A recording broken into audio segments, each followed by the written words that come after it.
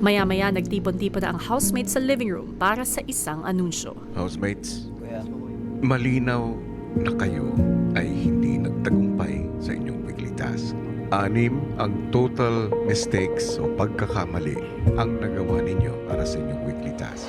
Tinatawan-tawanan lang natin kung minsan yung mga nararamdaman natin sinasantabi at iniisip na kaya nating pigilan ang mga ito. Pero may mga pagkakataon sa buhay na kailangan nating tangkapin, tingnan magmata sa mata at yakapin ang mga damdaming tumutulong bumuo sa ating pagkatao. Ang saya, ang pangungulila, ang kalungkutan, ang pagtatampo, galit, inggit, pagsiselos, pag-ibig o ano paman. Sana naunawaan ninyo ang aral sa likod ng weekly task na ito.